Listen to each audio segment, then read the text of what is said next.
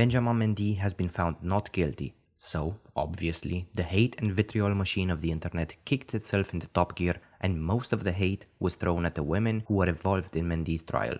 What most defenders of this man do not understand is that not guilty does not mean innocent. It simply means that in a case such as this, where it basically boils down to the word of the women against the word of Mendy and his expensive team of lawyers, a not guilty verdict is very hard to achieve, since the allegations happened over a long period of time and they came out piecemeal after the fact. Hard physical evidence is hard to come by. The job of the court is to prove beyond any reasonable doubt that a person is guilty or not, and in these cases there is always reasonable doubt, and thus the jury cannot conclusively settle on a guilty verdict.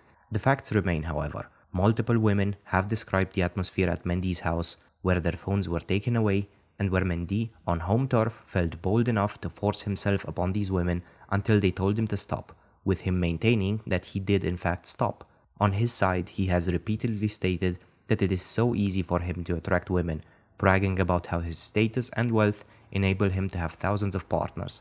With people everywhere clamoring for the women to be punished and held accountable, we see once again how the internet treats these cases. From praising another footballer with similar allegations hanging over his head in Ashraf Hakimi for allegedly putting all of his money into his mother's name, which was fake news and is illegal, so his greedy wife can't have it, to people disputing the images and recordings of Mason Greenwood, these ultra-rich, powerful footballers who are clearly in a position above the people they abuse are now somehow considered victims. These would-be aggressors are now the women that suffered abuse at their hands, with a not guilty verdict in Mendy's case automatically meaning that they lied in the eyes of many.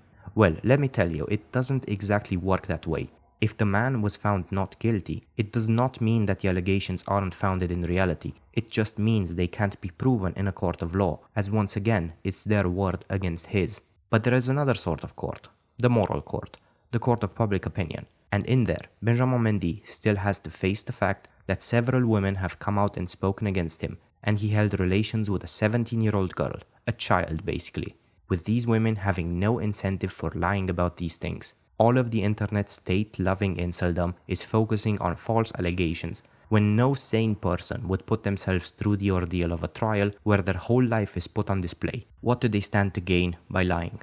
They didn't earn any money. They didn't gain fame. Why would they lie?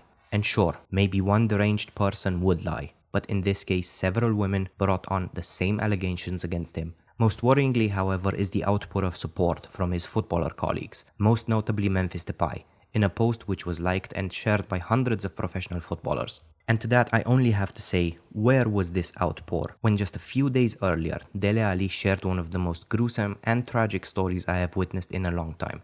Dele needs help rebuilding his career, not Mendy or Greenwood, people who have no one else to blame but themselves for getting into these situations.